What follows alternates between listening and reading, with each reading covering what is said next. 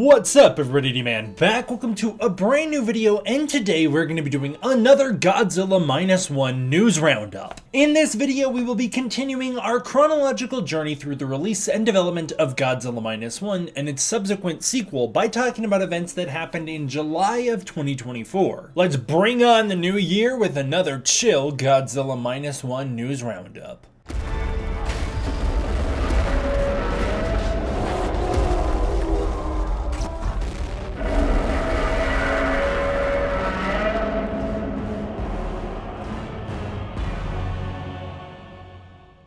Happy New Year, everybody. I hope your new year is fantastic. I hope it starts out awesome. I hope that this year's a great one for you. And I'm excited to jump into the new year with you guys by doing another chill Godzilla -1 news roundup on our way to catching up in the Godzilla -1 news. Hopefully we can do that, soon. I'd love to catch up real soon. And we're making good progress here. In this one, we've got another chill episode all about July of 2024. Starting out with some artwork from the community, this first piece comes to us from Makio. This is their Godzilla attacks Ginza artwork, with Godzilla destroying the Nippon Theater just like he does in -1. I love it. I think this artwork is fantastic. Love the cute art style, but also love how destructive Godzilla is and how much detail is put into this piece. Love the little references like the tram on the street and all of the little details in the background. I think they have done a great job with this as always. Hey, if you want to know what the Nippon Theater looks like in real life today, I know I do this shout out a lot, but if you want to know, go check out the first episode of Godzilla Ground Zero, where I traveled to Tokyo to show off the Godzilla filming locations in real life. It's a great video and you should go check it out. It is my favorite I have ever made, so give it some love. Next piece comes to us from the legendary Mr. Matt Frank. This is a Tokyo Comic-Con commission he did of Godzilla roaring in front of the mushroom cloud, of course capturing what might be the best moment in Godzilla cinema history. I love that scene. I love that moment. It is such a powerful moment. It's the best scene in -1 for me, and he's done a great job capturing the power and emotion of Godzilla in this art piece. As always, Matt Frank's art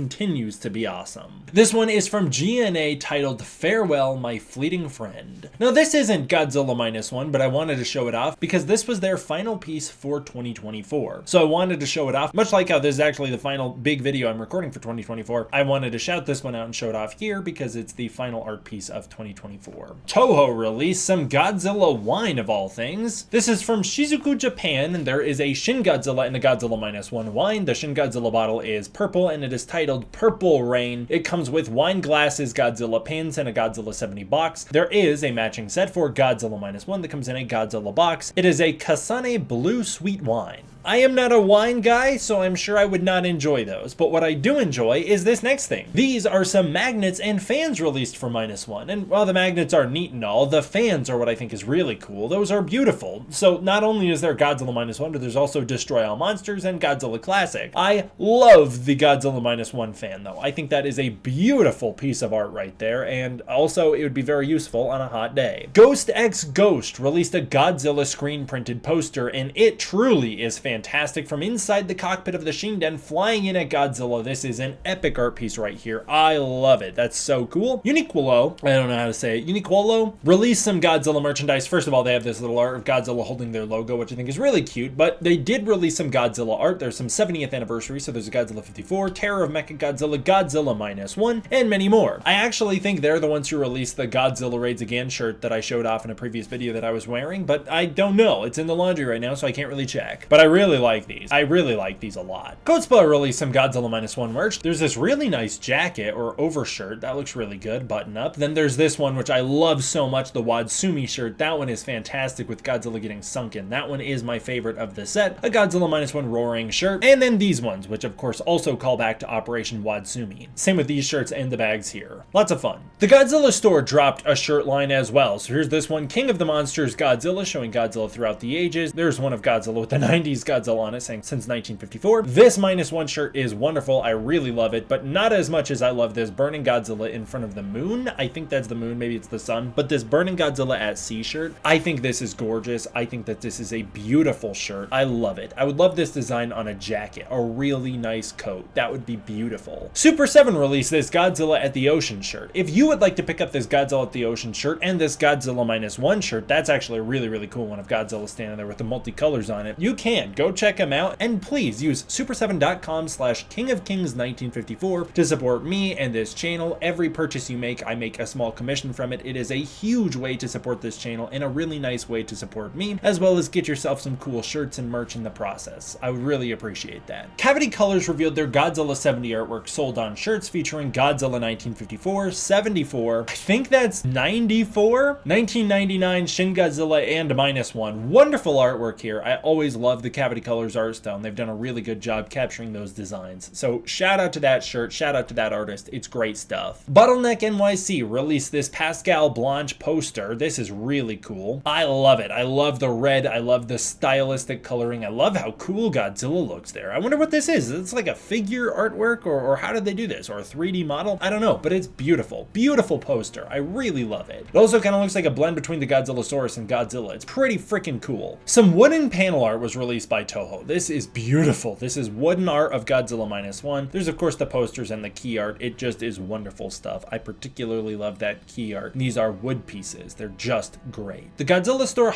Kuinka Ginza branch celebrated a Godzilla -1 event. I believe that this is a traveling Godzilla store that popped up in Ginza for a moment with the Godzilla billboard. There were some store hours, and then they had limited Godzilla 70 merchandise as well. The mascot goods series Godzilla 2023 was revealed and released. This is the Godzilla Atomic version. Pretty cool. It's almost like a little bottle cap. It's small and it's cute and it's cool. I love this one. This one's super dope. This is the cast Godzilla 2023 mine holding version released at Toku DNA. The Godzilla X Plus Heat Ray emission version was fully revealed and released. It is a magnificent piece. I think it looks fantastic. It's super cool. I'm a big fan. It was also on display at Toku DNA. And then the X Plus Toho Large Monster Series Godzilla Odo Island version with deep sea fish was revealed. It is so freaking rad. And this one is next to the real giant monster series. You can see the closed mouth here is different from the normal X Plus. I love the Godzilla Odo version. It's so sick. It's got those scars all over it. If you want to see some videos, I've done some deep dives into what those scars could mean, who Godzilla's opponent could be in the sequel, and why he might have them in the first place, as well as a deep dive on the Odo Godzilla in the first place, explaining everything there is to know about him from the movie novelization and interviews with director Takashi Yamazaki. I also really love that it comes with this piece of the deep sea fish floating up. Super cool. I love that thing. The Banpresto Ichiban Godzilla -1 color version was revealed and released. It's a magnificent figure. This is of course the same sculpt that director Takashi Yamazaki was carrying around throughout his awards campaign. It is so cool. Easy Hobby revealed their Godzilla -1 figures. So there's a Godzilla Roaring version and a Godzilla Atomic version with the raised and charged spines. Very awesome. They are large, they are imposing, they are wonderfully sculpted, and here they are standing off against the Godzilla the Ride. So cool, man. These are so great. Hey, speaking of Godzilla the Ride, Godzilla the Ride was director Takashi Yamazaki's previous Godzilla before Godzilla -1, and it was announced to head to Godzilla Battle Line. It's a fun battle piece to use. The Godzilla store online had the Godzilla -1 exclusive 4K special edition set released with English and Spanish subtitles. This is the collector's edition set that was first released in Japan with wonderful special features breaking down the making of the movie, and it's truly just a wonderful little box set. It is a fantastic thing. I actually have the Japanese version of it, so ironically mine does not have English or Spanish subtitles, although I'm not missing out on too much because unfortunately neither did the special features on this US release. However, I do own a copy of Godzilla -1. Actually, it's kind of sitting there in the background right there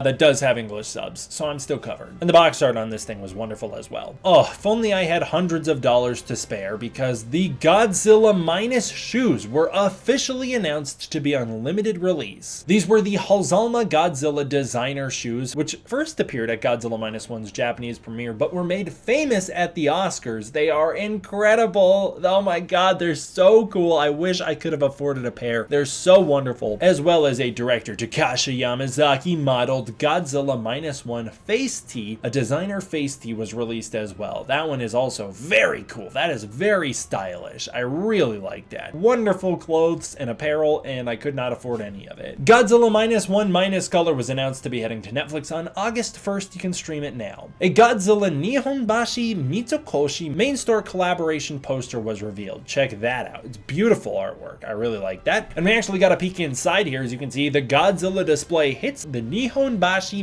Mitsukoshi main store. I don't know what Godzilla's standing in front of. It might be a model representation of the store itself, but you can see the iconic Godzilla -1 statue towering over this building miniature here. Very cool. We got a couple angles of it showing off the really skilled craftsmanship that goes into the miniature and that wonderful Godzilla -1 model. What a beautiful statue. I love that thing. Director Takashi Yamazaki and GVG's director Takuya Yunishi, who worked on the GVG short films Godzilla vs. Megalon, as well as worked on the visual effects for both Shin Godzilla and Godzilla -1, held a talk show at the Toho Cinemas Hibiya after screenings of the film Gemnibus Volume 1. This actually had a release of the Godzilla vs. Megalon short film in theaters as well, but that's all news for like a general Godzilla news roundup at some point way down the line. But yes, so they did a little talk show. It's basically like a little pre-recorded panel between the two of them, I believe, and it would screen alongside that movie, which is cool. Just more ways to keep Godzilla relevant and in the mainstream in Japan for as long as possible. I'm all here for it. Good job, Toho. And that'll do it for this one, guys. First news video of the year. Thank you guys for tuning in. I really appreciate it. As always, I want to give a huge thank you to my patrons over on Patreon for their continued support. It's because of the support on the Patreon that I'm able to continue to make videos like this in the first place for you, and it really goes a long way towards supporting this channel. So thank you so much. If you want to support the Patreon, you can use the link in the description below where you can get early access to content, access to the Discord community, and more. Thank you all for watching. I hope you enjoyed. I will see you all next time for the next one.